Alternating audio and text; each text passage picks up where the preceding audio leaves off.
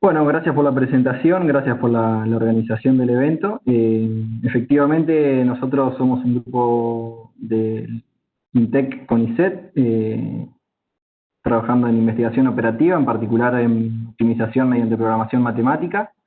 Yo soy ingeniero industrial, Diego y Vanina Cafaro son investigadores de CONICET y bueno, estamos inmersos también en varios proyectos de innovación vinculados a ITEC, a IPF Tecnología. En particular, esto es un trabajo de optimización mediante programación matemática y bueno, lo vamos a estar presentando. Antes que nada, bueno, repasar un poco las formas de recuperación tradicionales en yacimientos convencionales, que son la recuperación primaria y la recuperación secundaria. En recuperación primaria, básicamente aprovechando las energías naturales del yacimiento, ya sea expansión de gases, expansión de agua, drenaje por gravedad. Bueno, usar ese delta de presión natural para extraer el petróleo. Una vez que está agotada la presión natural, la energía natural del reservorio, se trata de restaurar la presión del mismo y usar un agente desplazante, como en la recuperación secundaria, mediante inyección de agua, que ya todos deben conocer bien. Pero bueno, el problema está en que aun cuando las tasas de recuperación sean muy buenas en ambas etapas, en la primaria podemos obtener un máximo de un 15 o 20% del original oil in place como recovery rate, y en la secundaria tener un acumulado global de un 40% como máximo. O sea que aún nos queda una gran cantidad de petróleo contenido en el yacimiento que aún no ha sido extraído. Ahí entran entonces a jugar los métodos de recuperación terciaria o mejorada, que si bien ahora los métodos de recuperación mejorada no siguen esta secuencia de primaria, secundaria y mejorada, sino que la mejorada se puede aplicar incluso inmediatamente después de una recuperación primaria, permiten aprovechar esos recursos que quedan almacenados. También como una breve introducción, acá hay un esquema que no es exhaustivo, pero que enumera algunos de los métodos más tradicionales de OR, o los que se aplican en nuestra región, o que se pretenden aplicar. ¿Y en qué consisten? Básicamente son técnicas avanzadas en el sentido de que tratan de alterar propiedades físico-químicas tanto de los hidrocarburos que están contenidos en el yacimiento o del agente desplazante, que en el caso anterior era el agua, en la secundaria, de manera de mejorar algunas propiedades como la viscosidad, el ratio de movilidad, reducir la tensión interfacial entre el desplazante y los hidrocarburos y demás, para conseguir una recuperación adicional, que en algunos casos va hasta el 25% adicional respecto de la secundaria del original oil in place. Bueno, esto básicamente es un gráfico donde se muestra en qué proporción puede favorecer la recuperación un proceso de OR. Pero bueno, son conceptos básicos. En particular, este trabajo apunta a la técnica de recuperación mejorada mediante dióxido de carbono. Acá hay un esquema sencillo en un par inyector-productor. ¿Y en qué consiste el método? Básicamente consiste en acondicionar el dióxido de carbono a un estado supercrítico, esto es por encima de la temperatura y la presión crítica, y por lo menos en este caso, que es inyección continua, inyectarlo en el yacimiento de modo de alcanzar la miscibilidad, barrer el petróleo que está adherido a los poros del reservorio como si fuera una especie de solvente, expandir el petróleo y de esa manera facilitar su extracción. Una de las ventajas de la recuperación mejorada mediante dióxido de carbono, y por la cual ha sido auge en el último tiempo, es su beta sustentable, que refiere a la capacidad que tienen estos métodos de poder hacer viables proyectos de carbon capture and sequestration, o sea, almacenar y secuestrar el dióxido de carbono en el yacimiento. En este esquema en particular se puede ver como cierta cantidad, una vez que está en operación el proyecto, obviamente, no se compra todo el dióxido de carbono que se inyecta, sino que este se combina con dióxido de carbono que se recicla de la salida. O sea, en la salida se separaría el petróleo y el dióxido de carbono, y eso se puede reciclar y reinyectar en el yacimiento. Bueno, esta es otra diapositiva que en realidad nos da el potencial y valor de OR en general, y una de las cuestiones de OR en particular, que es extender la vida económica del reservorio. Algo que no mencioné, que un yacimiento maduro en recuperación secundaria se considera cuando el water cut en la salida, o sea, la cantidad, la proporción de agua en el caudal de salida de los productores es tan alto que ya no es económicamente viable. En torno a un 98% de agua en el caudal de salida ya no se considera viable el proyecto.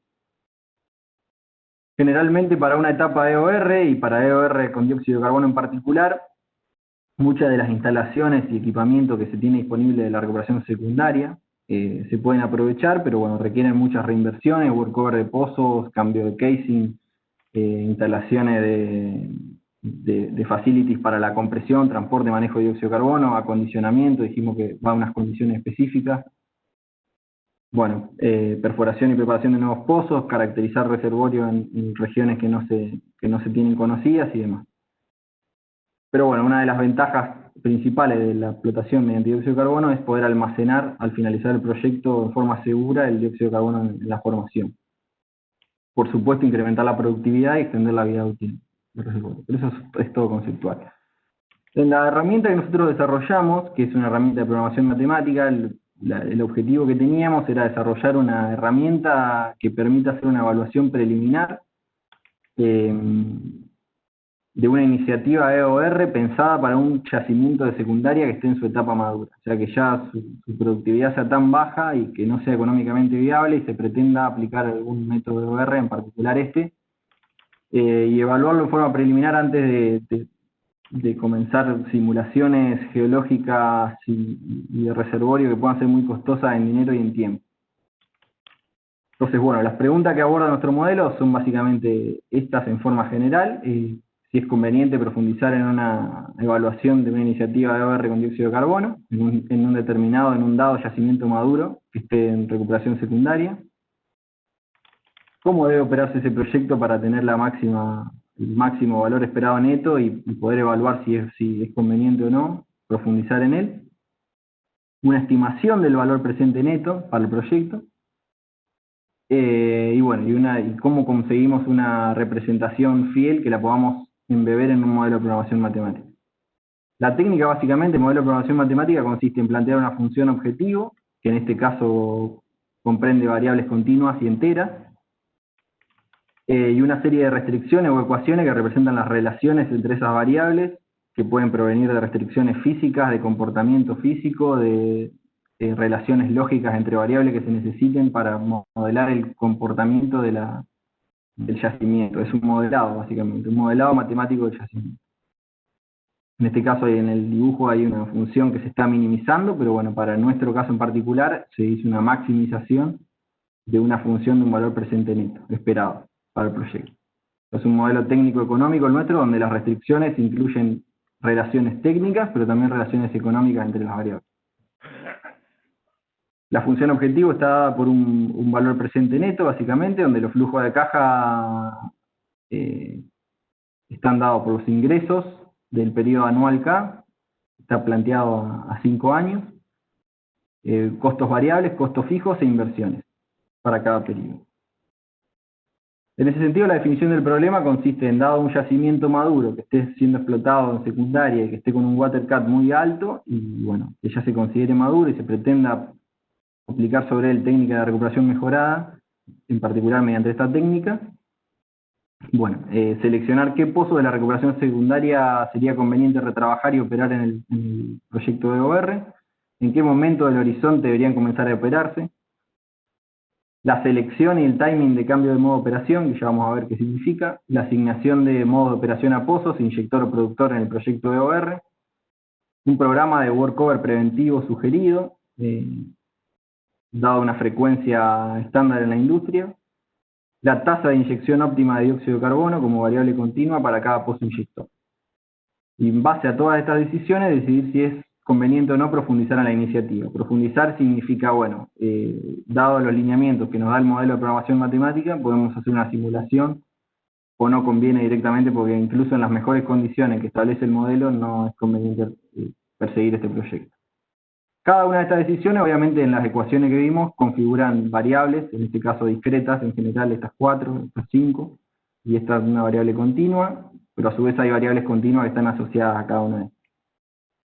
Y la variable discreta final, que es una decisión binaria de profundizar o no en la iniciativa. Para poder modelar el comportamiento y embeberlo en el modelo, se usaron dos modelos sencillos, pero que resultan eficientes en la industria, que son el modelo CRM, muy conocido, que yo hago varias presentaciones hoy donde se hizo alusión a él, en donde las conectividades entre pozos inyectores y productores se referencian con un valor que se indica una proporción de flujo, básicamente, de lo que se inyecta en un pozo inyector, qué proporción de eso fluye hacia un pozo productor que está operando. Y además hay un lag time, que es el tiempo que tarda en responder este pozo productor a la inyección en el pozo inyector. Y a su vez se usó un fractional flow desarrollado para dióxido de carbono, que es el approach de Gentil, en donde la fracción de petróleo en el caudal de salida se relaciona con la cantidad de dióxido de carbono inyectada acumulada en el tiempo. De acuerdo a los parámetros AJ-BJ que están hechos para cada pozo productor, uno puede tener curvas de declinación de la fracción de crudo en la salida distintas, ¿no? O sea, uno puede tener una declinación más pronunciada o menos pronunciada de acuerdo a los ajustes que se obtenga para esos parámetros, que se obtienen a su vez del análisis de la historia de producción que haya tenido en secundaria. Acá hay algunas hipótesis del modelo que se implementaron. Tiene que haber una recuperación secundaria y una historia de producción dada y conocida para poder estimar estos parámetros de conectividad y estas curvas de declinación de la producción. Los periodos transientes se consideraron despreciables en la discretización de tiempo que se asumió, ya que los lag time están en el orden de días y nosotros estamos asumiendo una discretización de 6 meses como elemento de tiempo. Las conectividades entre pozos se mantienen a lo largo del horizonte de planeación. Los precios se consideran un promedio anual y se vende y se compra se vende petróleo y se compra dióxido de carbono para inyectar al precio promedio anual. La tasa de reciclaje de dióxido de carbono es constante y se considera una mezcla bifásica de crudo y dióxido de carbono incompresible. No estoy pudiendo. Ahí. Bueno, acá hay una conceptualización básicamente de cómo se representarían matemáticamente algunas situaciones. En este caso tenemos estos en azul los pozos que serían inyectores para un dado momento en el tiempo, los rojos productores. Y en este caso la línea roja podría indicar una alta conectividad entre este pozo y este pozo, dadas las condiciones geológicas que hay en el medio.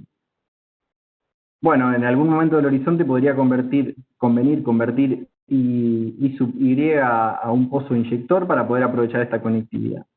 Entonces, eso lo que se hace es representarlo matemáticamente mediante una serie de ecuaciones, embeberla en el modelo. Esto es una variable binaria que indica conversión, cuando en el periodo anterior era productor en alguna capacidad de producción, y en este periodo es inyector. Esto es una variable binaria que indica si el arco entre dos pozos está activo, en el caso de que uno en un extremo sea inyector y el otro en el otro extremo sea productor. Esto asegura que la variable binaria de inyector y productor estén activas cuando tengo activo un arco. Y esta ecuación distribuye los flujos básicamente de acuerdo a qué pozos están activos y qué no. O sea, cuando las conectividades no suman uno, porque no están todos los arcos activos conectados a un inyector, bueno, entonces se reduce el caudal de forma tal de distribuirlo. Es una forma de mostrar cómo se representa matemáticamente una situación. Esto es básicamente un balance. Lo que se está diciendo es que bueno, la cantidad inyectada, y acá se puede ver el esquema de lo que hablábamos al principio, la cantidad que se inyecta en un periodo, en todos los pozos inyectores, en un periodo T, semestral, está por la cantidad que se adquiere de dióxido de carbono en el periodo, más la cantidad que se recicla, que eso lo consideramos una tasa constante de reciclado, que es una media de los proyectos de EOR con dióxido de carbono. Obviamente los precios de adquisición y suministro de dióxido de carbono, tanto como los precios de venta de crudo, están pronosticados, y la idea es que con un horizonte rodante uno pueda, en el caso de que proceda con la iniciativa, poder actualizarlo. Eso lo vamos a ver. El costo de reciclaje y los costos en general los consideramos parámetros fijos, no está cuantificada la incertidumbre y no tenemos cuantificado tampoco el beneficio económico que puede dar la captura y el secuestro del dióxido de carbono. Hay otro esquema. Bien, entonces lo que se hizo para testear el modelo se aplicó en un caso de secundaria maduro, que ya estaba con un 98% de producción de agua, con 25, es una subregión de un yacimiento en realidad, con 25 pozos inactivos, 13 productores y 5 inyectores. Como se puede ver acá en el gráfico, la producción histórica del yacimiento, si la verde indica el petróleo producido y lo azul los fluidos totales, la inyección de agua ya es, que sería la diferencia entre estas dos curvas, es muy grande y la producción de petróleo es baja. Ya está en una etapa madura el yacimiento. Para el caso de aplicación, la estrategia que se obtuvo a través del modelo matemático es esta forma de operarlo. Esto es el semestre 1, semestre 10 y semestre 20. Como se ve, se van activando algunos pozos y convirtiendo otros en inyectores. Este, por ejemplo, era productor acá, se convirtió en inyector. Este se comenzó a operar como inyector en algún periodo en el medio de estos dos. Y bueno, y esta es una curva de producción global prevista. La secundaria comenzaba por acá, ahí. Y bueno, la terciaria se prevé que tenga una producción de este tipo en el caso de que se opere el proyecto. Se obtuvo una producción de un 10% adicional respecto a la secundaria, en términos absolutos, y un 10% adicional del original oil in place, en base al modelo. Sin embargo, para hacer eso hubo que forzar la variable binaria de proceder con el proyecto porque el VAN, o sea, el valor actual neto del proyecto era negativo en el sentido de que las inversiones que había que hacer para operar este yacimiento eran muy altas. Sobre todo por el transporte y el pipeline necesario para transportar el dióxido de carbono. Para resolver el modelo se usa un software que se llama GAMS y se programa ahí, que es un lenguaje de programación de alto nivel donde se declaran las ecuaciones como la que les mostramos, pero van con el lenguaje típico de GAMS, se declaran todas las ecuaciones y se usa un solver, un algoritmo, para procesar esas ecuaciones y resolver el problema. En nuestro caso particular se usó un algoritmo, esto es un modelo mixto entero no lineal, porque usa variables enteras continuas y tiene ecuaciones no lineales en el modelo. Se usó un algoritmo DICOP, que básicamente usa dos algoritmos en su interior, que son CONOP4 y Ciplex. Ciplex es un resolvedor de problemas mixto entero lineales, o sea, con variables enteras y continuas, pero con ecuaciones lineales, y CONOP es un resolvedor que no toma en cuenta variables enteras, solamente continuas y sí no lineales del problema. Lo que es un algoritmo de aproximación exterior, bueno, básicamente se resuelve un problema no lineal con las binarias relajadas en su dominio 0,1 pero continuas. Una vez que se obtiene una solución ahí, se aproxima linealmente en el punto óptimo y ahí se resuelve el problema lineal entero con Ciplex y después se itera sobre este loop para resolver el problema. Bien, y como conclusiones y la integración en el modelo Digital Twin, bueno, se desarrolló un modelo de programación matemática que evalúa preliminarmente este tipo de proyectos y da una pauta, una forma general de conocer cuál puede ser el valor presente neto esperado de un proyecto operado bajo EOR con dióxido de carbono. No pretende decidir si se invierte o no en el proyecto, sino dar pautas de conviene profundizar y hacer simulaciones o ir a un análisis más profundo o no. La decisión se aborda, bueno, estimando el valor presente neto mediante una estrategia de operación óptima bajo los parámetros que se le dan al modelo. Y por lo tanto uno tiene algún criterio para decidir qué tan buena es ese proyecto o esa iniciativa, en el sentido de que uno sabe que está haciendo una operación inteligente al menos para decidir cuánto puede llegar a ganar o no con ese proyecto.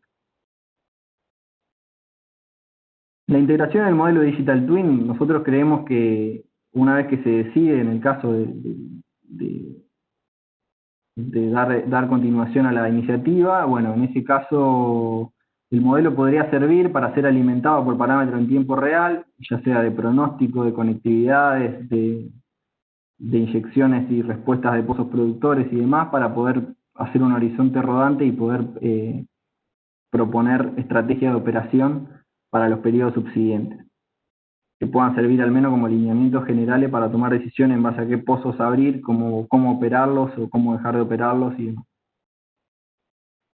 Y actualmente trabajamos en incorporar incertidumbre en la herramienta, o sea, que los parámetros del modelo tengan incertidumbre asociada. La idea es hacer algo de programación estocástica en ese sentido.